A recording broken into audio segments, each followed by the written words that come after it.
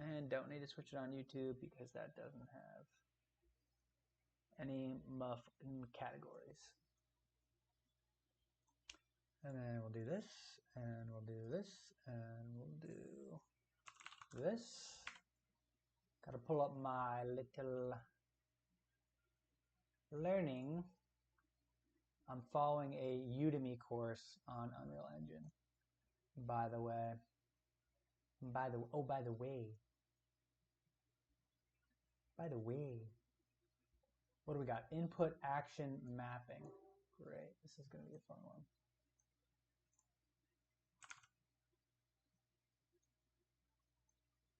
Controller, we get a pressed and released message coming through from Blueprint. Let's dive in. All right, so to catch you up, Hellminer, I'm making a dungeon right now. Obviously, I need to fix my floors up here on the first level. But right now, I'm just learning how to pick up an object, which hopefully my stuff saved yesterday. If it didn't, that's going to be super annoying. Oh, it doesn't look like it did.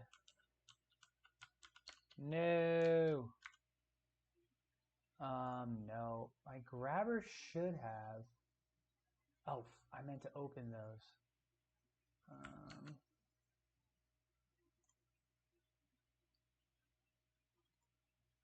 think this is what I'm working on. Open dish. I want my regular view, please. Full blueprint editor, please. Okay, yeah, so if we live code this mucka, this always takes a minute.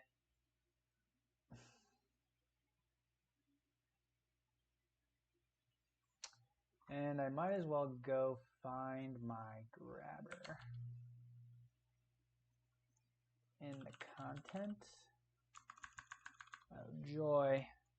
So this is what's giving me issues. It's like I saved this C++ class. It's not in here.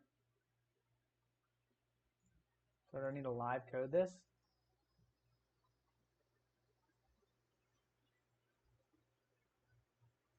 Hellminer, you know anything about game development?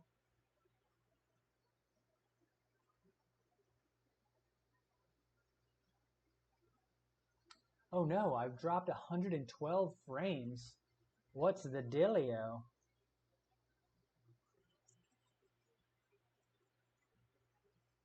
When did that happen?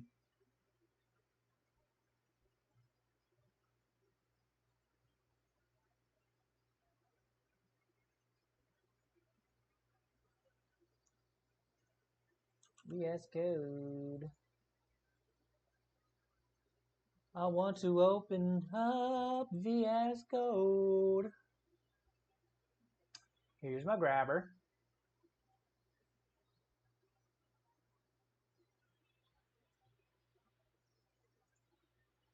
I don't need any of these. We can delete.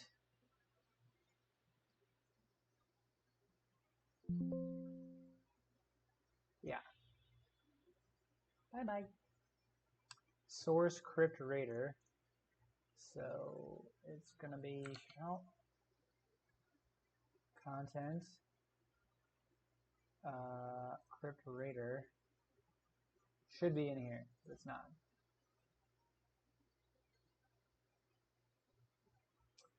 Yeah, so this is using Unreal Engine, which is like, I actually think AIM Labs might be on Unreal Engine. Let's see.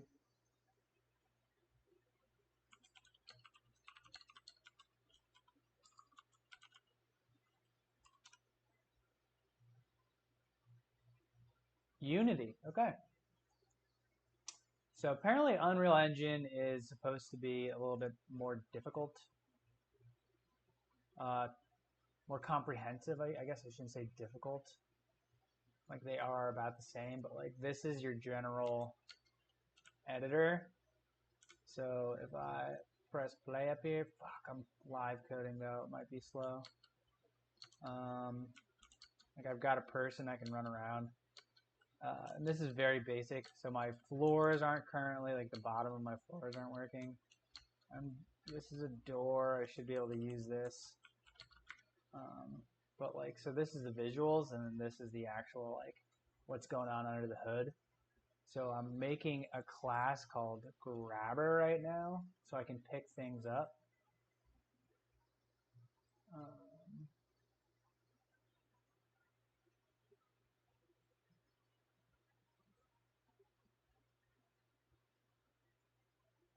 I don't know why I would need Gradle. This is building. It's going to take 5 ever because my computer's so slow. I think we just got to, patience. We just got to give it some time. Let it do its thing.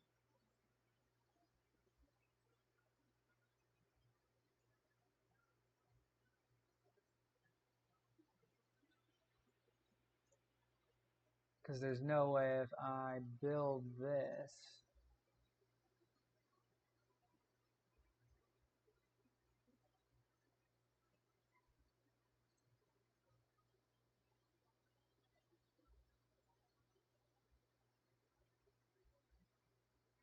Yeah, okay. So it's saying it's already going. Which I might have just shot myself in the foot. Because if it's going twice, it's going to take, or 2 at a time, it's going to take more time for the first one. I'm not using Java, so I don't know why I'm initializing a workspace.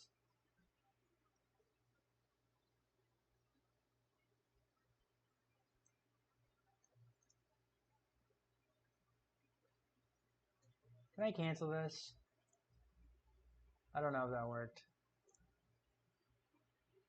My patience.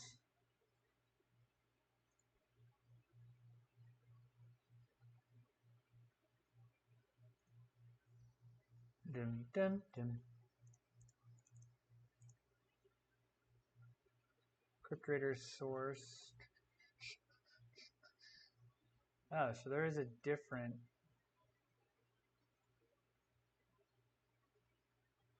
So here's my content. So it should be in engine? Nah. That ain't it. Should be here.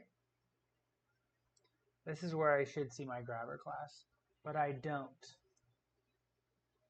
And if I search for grabber up here, grab, nah, ain't working. If I add a component grabber, yeah. And you know what also might be taking up some time here? Yeah, Apex is downloading still. This component class is not set for grabber. What does that mean? See ya.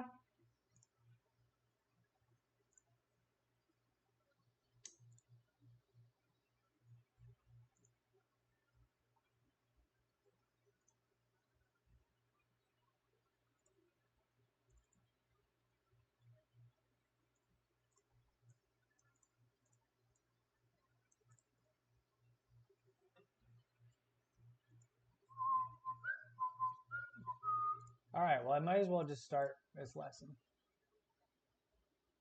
See how to do this. Now, we don't want to be doing this trace all the time. We only need to be doing it when we're getting ready to grab an object. We don't want to automatically grab it when we go near it. So to actually grab onto something, we need to use a mouse input, some sort of input. Now, previously, we've done this with events in Blueprint, and we're going to do it again with events. We will see how to do this in C++ soon. But we are going to first do it with events. And what I want to do is set it up so that it could work with the keyboard, it could work with the mouse, or it could work with a controller. So to do this, we need input mapping, something that you see quite often in games. And the way we're going to do this is go to our settings cog. We're going to go to the project settings, scroll down to the engine, and then input. Here is where we set up things called action mappings and axis mappings. Engine and then input. Action mappings.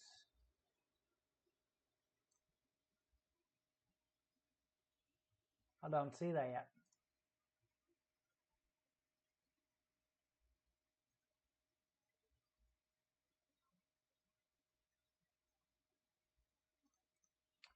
I don't have action mappings. It should be right under.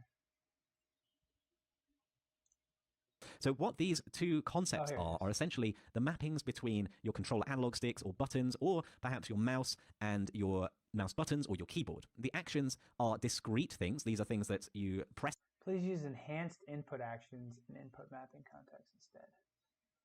All right, where is that?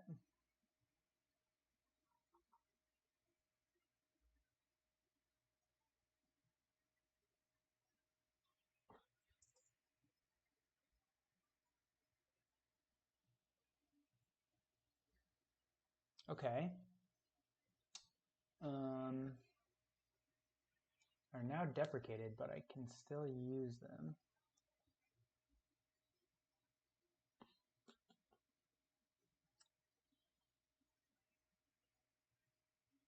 Please use enhanced input actions. Where is that?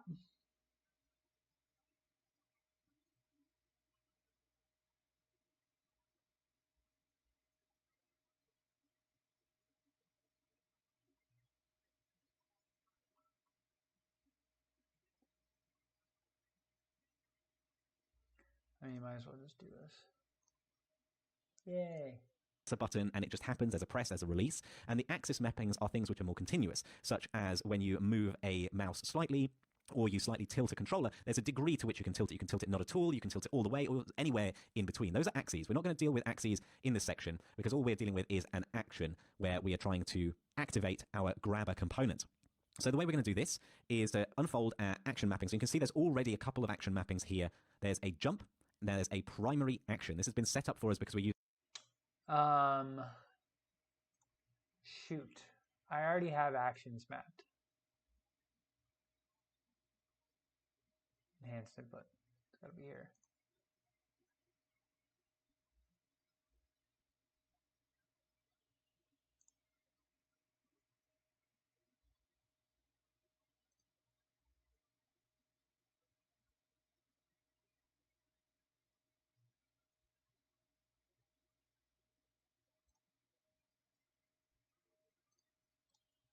Using the first person template, and there is a primary action already here. Now let's unfold that primary action, and you'll see that there are two ways to trigger the primary action. You can use the left mouse button or the gamepad right trigger.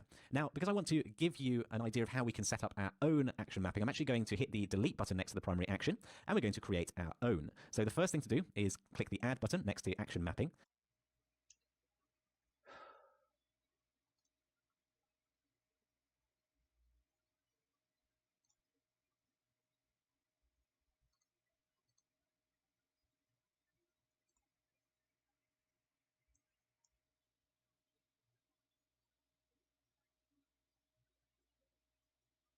Tooty tooty tooty fruity toot toot.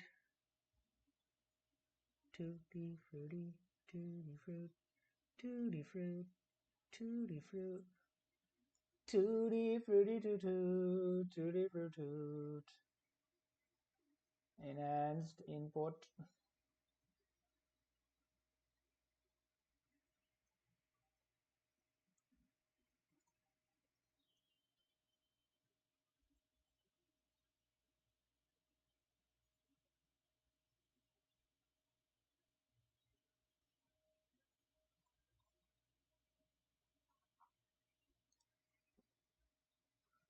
All right, whatever. Let's just continue to do it the way this guy wants us to do it. Then we need to give this action a name. In my case, I'm going to call this grab. And then we need to select a mapping. Now, you can either do this from the drop down, where you can select any of the mappings in here, or you can click on that little keyboard button, which allows you to capture whatever you're doing. So you click on it, it goes yellow, and then you click again, or you use whatever key. If I hit space, you can see it puts in spacebar. If I actually click with my left mouse button, you can see it adds a left mouse button option here. So a little mini challenge for you now is to go ahead and set up this action mapping, add the left mouse button. Maybe if you've got a controller, add in a controller button here too. Okay, welcome back. So I'm going to add in a new action mapping, is this add button. And then what we can do is I don't have my controller hooked up at the moment. So what you can do is click the drop down and we can go to gamepad And you can look for the gamepad right trigger, for example, and that will set it up so that when you pull the trigger on your gamepad, it's going to activate our grab action. So we've set up the action mapping.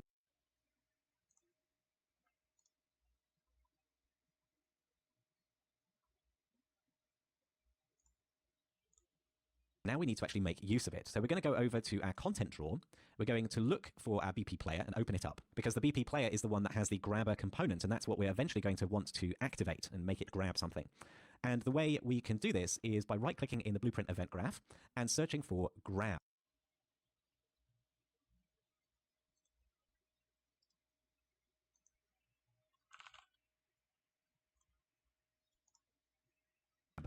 So now there is an input action events grab event, and this is linked up to whatever keys you have set up, and you can change that, and you can potentially create screens in the game which allow your players to change the input mappings as well.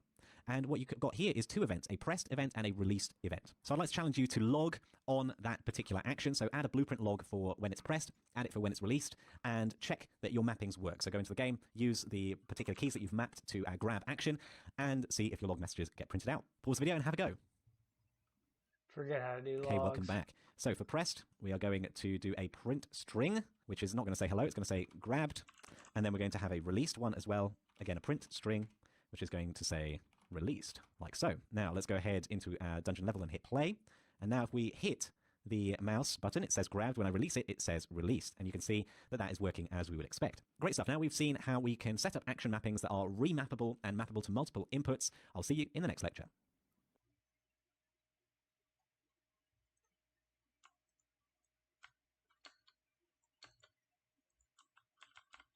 Wait, there it is.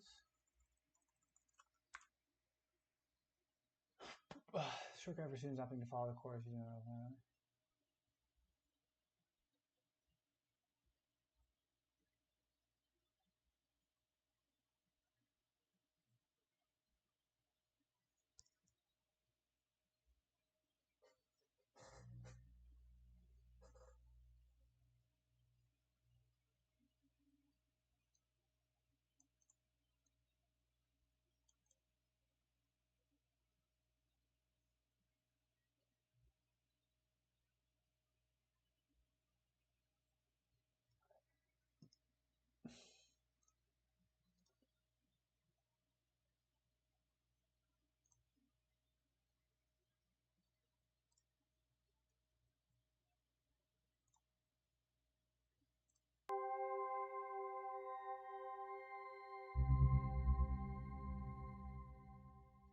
Hello and welcome. In this video, All right, I might check that out at another time.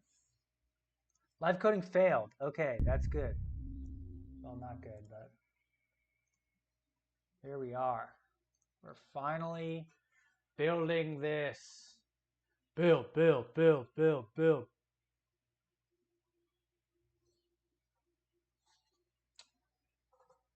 it. Yeah, build it.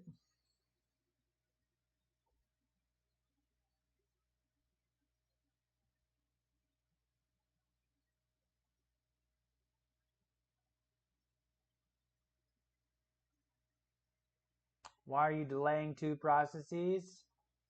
Oh, sucks. It's because I'm downloading Apex. We'll pause the download for a hot sec, see if that fixes this issue. Please.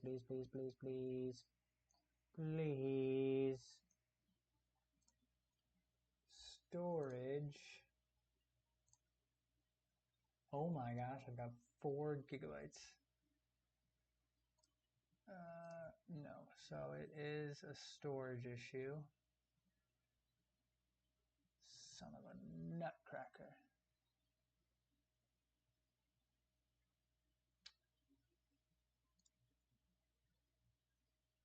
So I'm not going to be able to build this right now. Well, what if I uninstall AimLabs?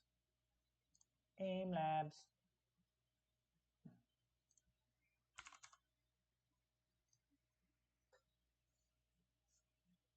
How much space do we think AimLabs takes? I bet it's really small. Yes, we'll uninstall it. Thank you.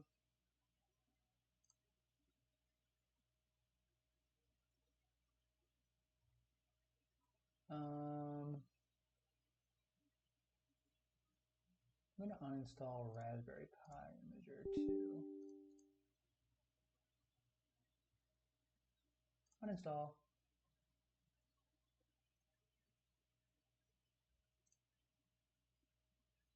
Stream elements need that. Oh my god, I've got so much stuff on here that I feel like I don't need. Okay. Uninstall AimLab, please. Cupid HW monitor.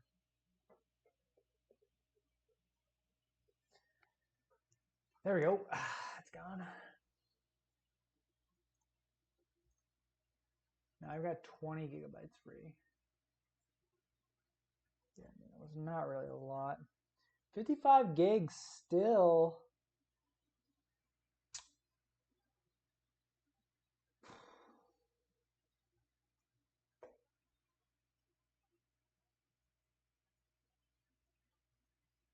This should be fine. Oh.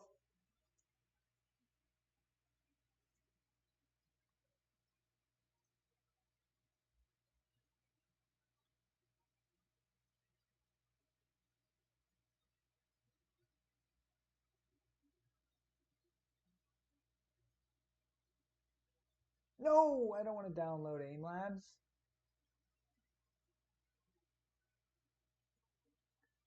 Can I Control Z that?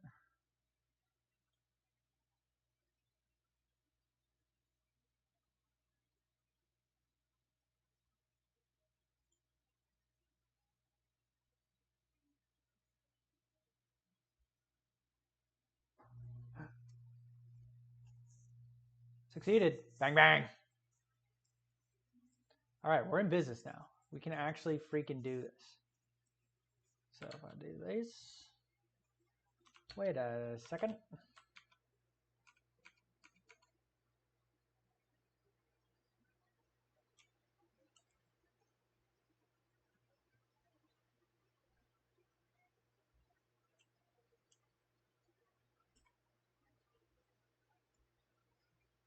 We'll live code this motherfucker.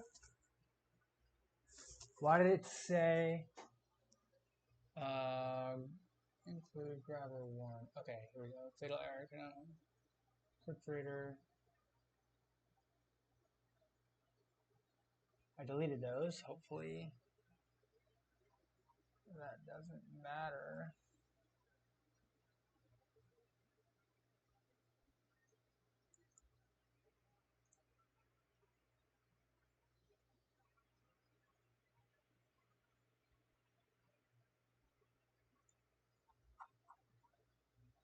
No, come on. Why is it?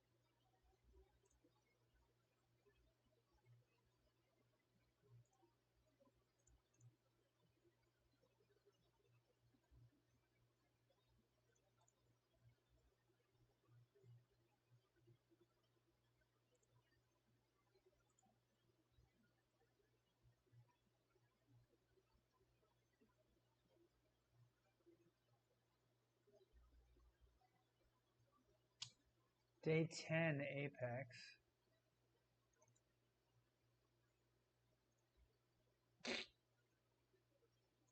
Resolve.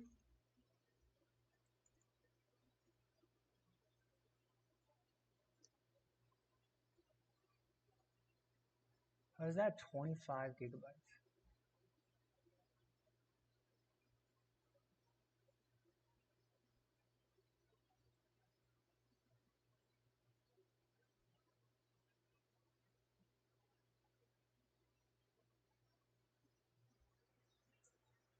That doesn't seem right to me.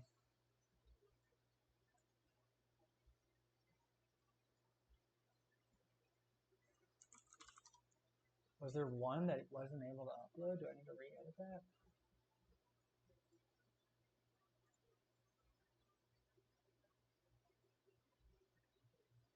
Day 10 Apex, hour 14.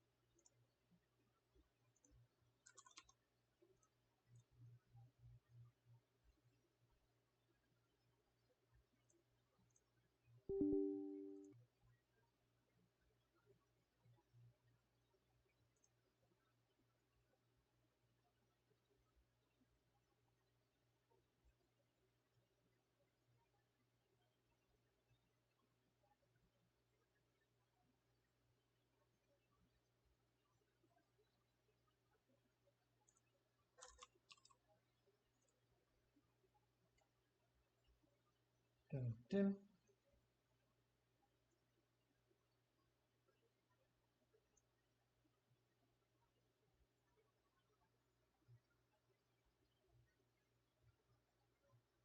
Memory pressure.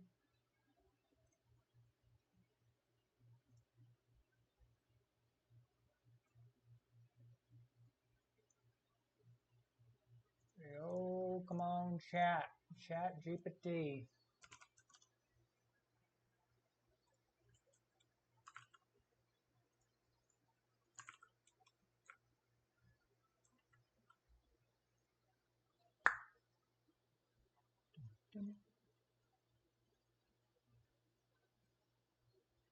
Alright, wait, let's free up some. Is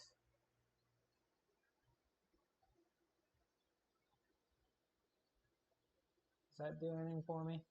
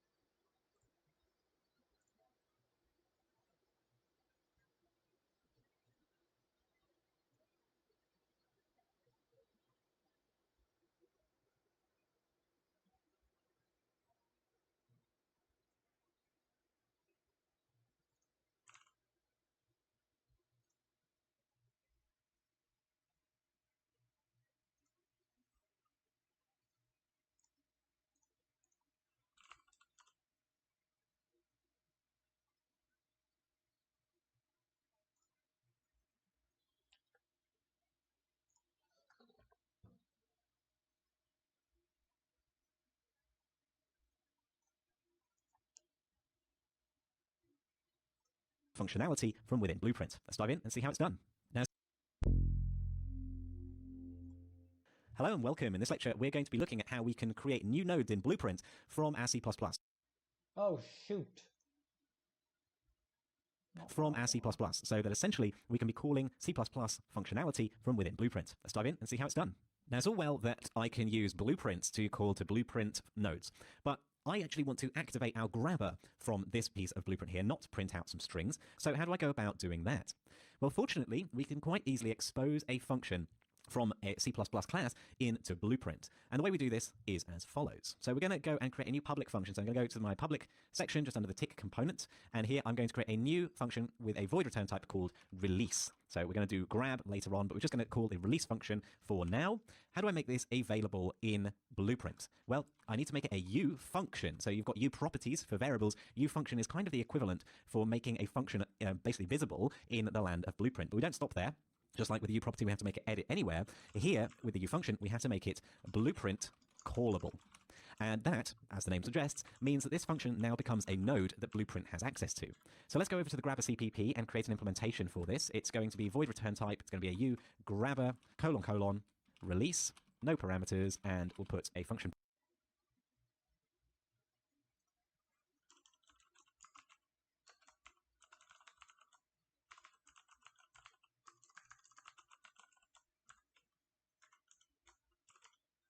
Body, which I'm going to stick a ulog in, and I'm going to give the message be released grabber, like so, and then we can compile, and back in our... Oops.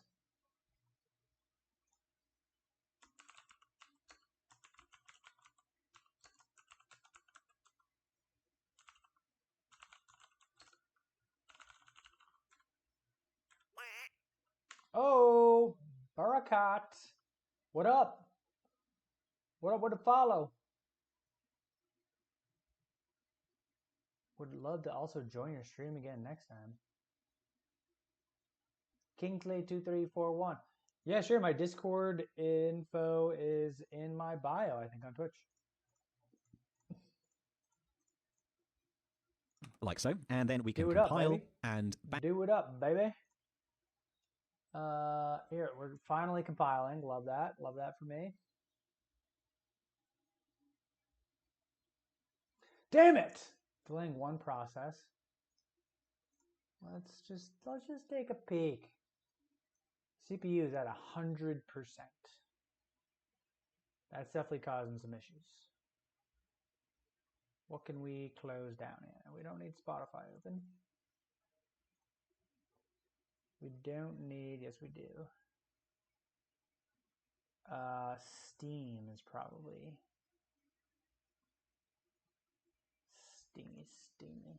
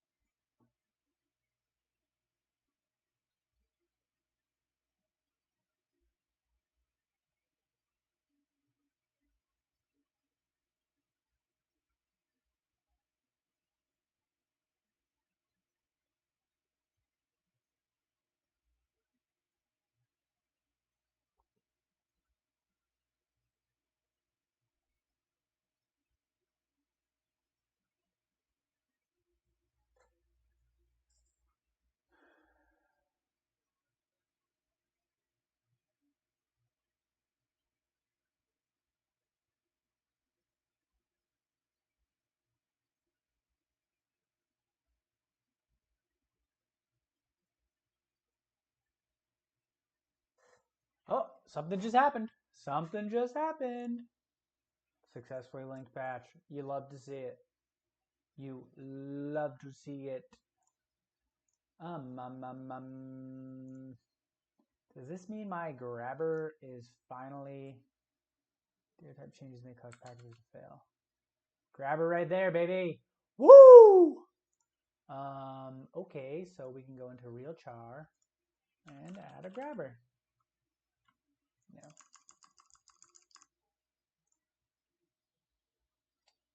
I want to add the grabber component. Shibloisky, and that's going to go on first person camera. All right, we're chilling. So can we save this now?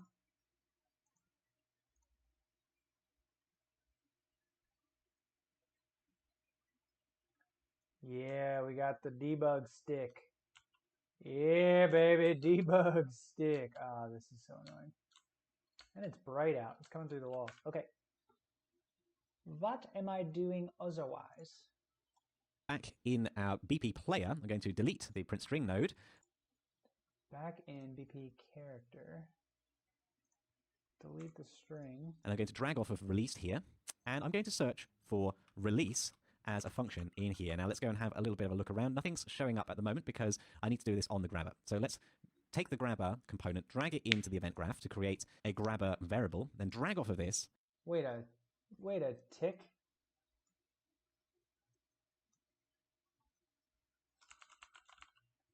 And search for release. Now you notice nothing's coming up in this case either, and that's because we've used live coding, and sometimes things that are compiled in live coding do not show up in the editor. What we have to do is close down the editor, close down the live coding window, and then in Visual Studio Code, hit Ctrl-Shift-B and build using the Crypt Raider editor Win64 development build. Wait for that to succeed and then relaunch the editor from the EU project file. Now, if we reopen our BP player and now dragging off the grabber, we search for release. You can see that now there is a node called release, and indeed all that's going to do is going to call our C++. So you can see how you can really use Blueprint and C++ in close collaboration this way by exposing C++ things into the Blueprint world. Now, just wait a tick here, eh? Just wait a tick. Element handle. My grabber. Bro, I have to... Alright, well, first things first. Rest in peace, Uncle Phil. For real. Handle type. I mean, we're gonna just try it. Now I'm going to connect up my release execution pin to the release node. We're going to go into our dungeon and we're going to hit play. And now, if I were to grab and then release, you can't see anything because it's in the output log. So let's open up the output log and dock it to the layout. Then hit play again. And now when we grab and then we release, you can see there's a brief message there. It scrolls. Okay, so we do this.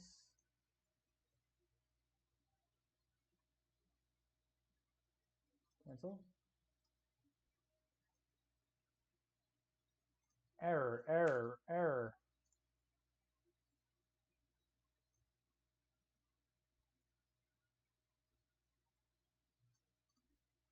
Okay, so if we do the grabber.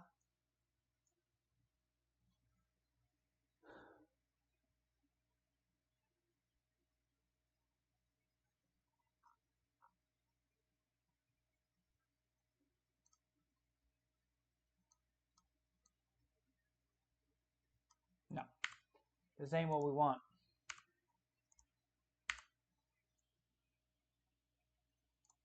By really quickly because every tick in live coding do not show up in the editor. What we have to do is close down the editor, close down the live coding window. Apex Legends is good to go. So I gotta close this. Save selected. Close the live coding. And then in Visual Studio Code, hit Ctrl-Shift-B and build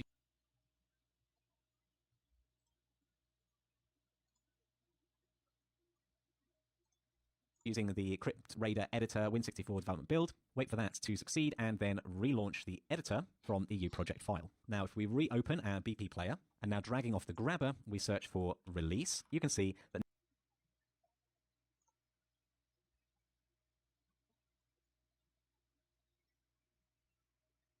Rest in peace, Uncle Phil. For real.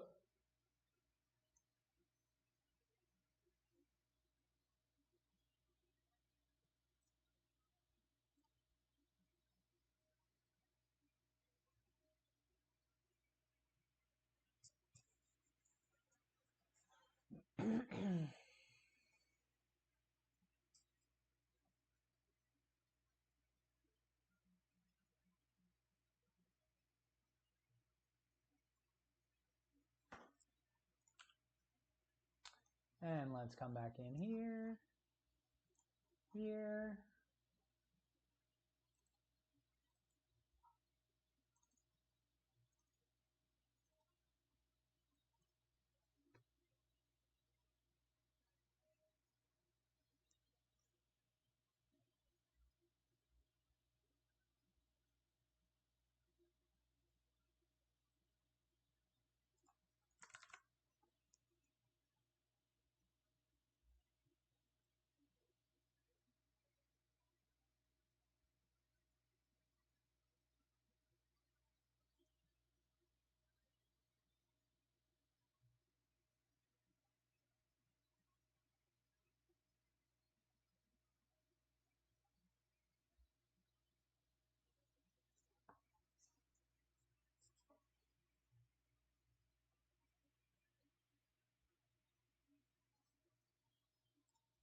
Now there is a node called release file. Now if we reopen our BP player and now drag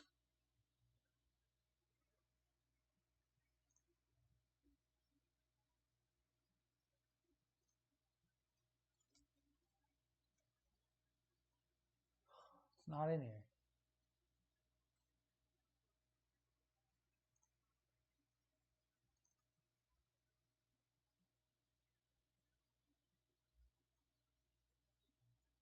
Why doesn't this save? I don't understand. We gotta live code it.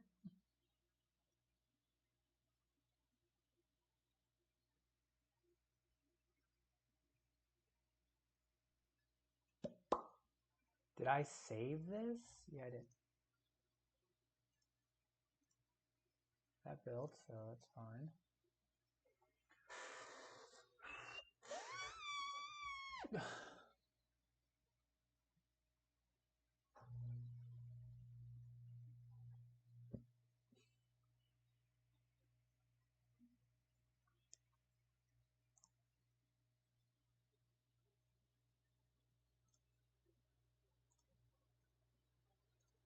That says I have 54 gigabytes free. Like, what?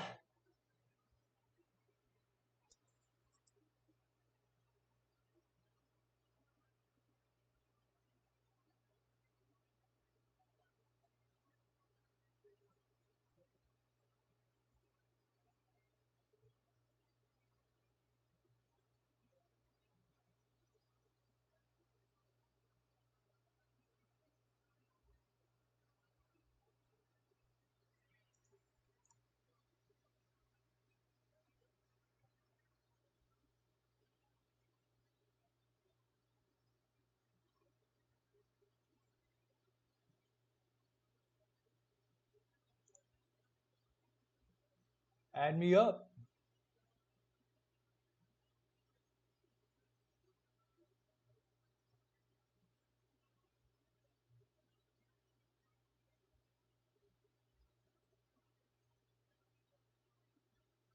Rest in peace, Uncle Phil. For real.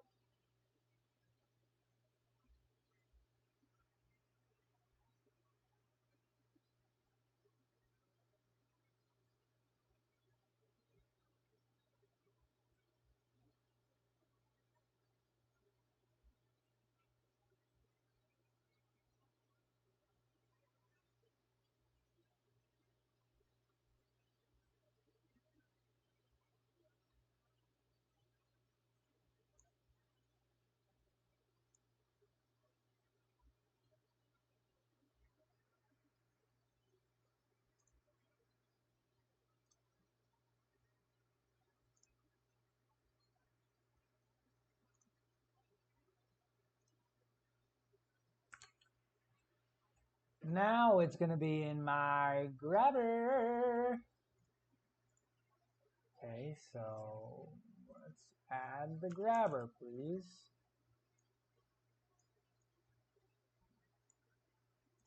This person component. Drag this in. We are looking for release. There we go. And this. And we can control S this. And we can do this.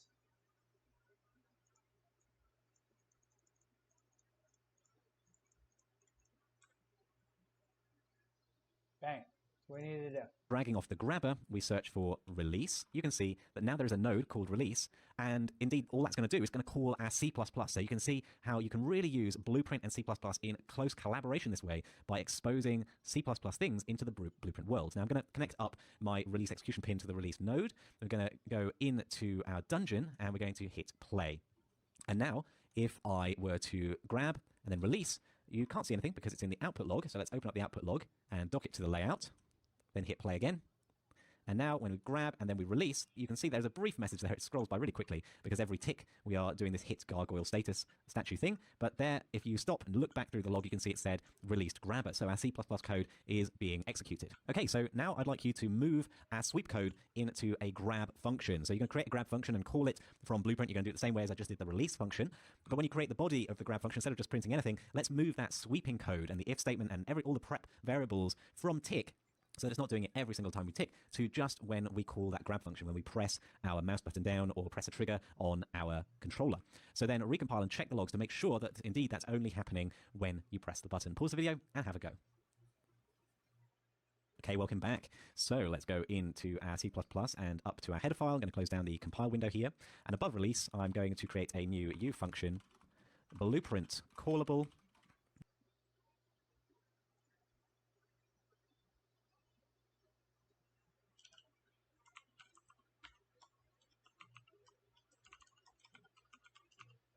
which is going to be void called grab, and we're going to implement this over in the C++. So again, it's going to be a void ugrabber : grab parentheses and then braces. And I'm going to move all of this code from tick component because we are setting up our start vectors and all that sort of good stuff. Let's go all the way down and cut it out and paste it into grab instead, where it should be just fine. Now let's see if live coding will bring about down and I'm going to move all of this code from tick component because we are setting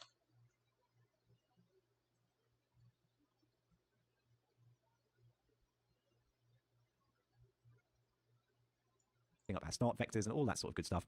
Let's go all the way down and cut it out.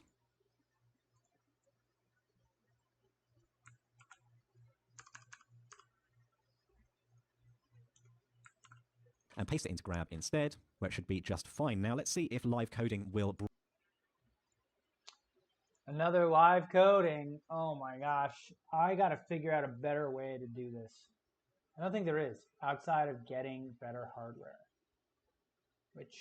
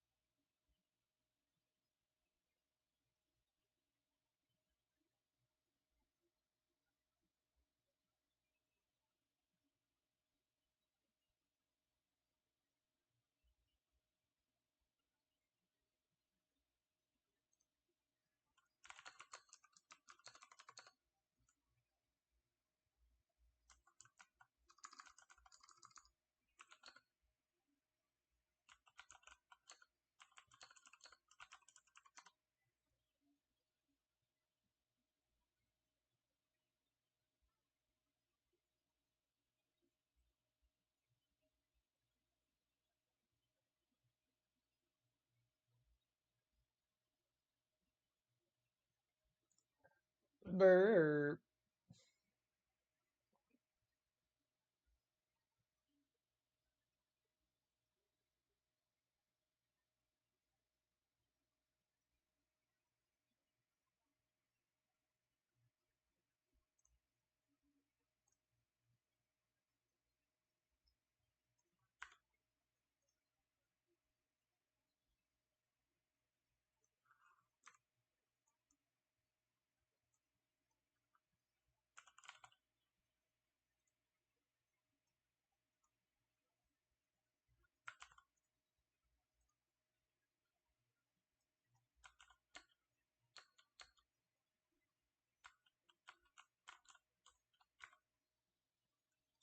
bring about the U function in the BP player. Let's go over to the BP player, delete our print string, and let's drag off that grabber node we've got and see if we can find a grab function. Okay, so this time the grab function was available to us. That's great. Now let's hook up the press execution pin, go over to our dungeon, hit play, and make sure we scroll down to the bottom of the output log. I'm going to right-click into my viewport and have a look around, and then I'm going to press my left button that says no actor hit, and then instantly release grabber. So no actor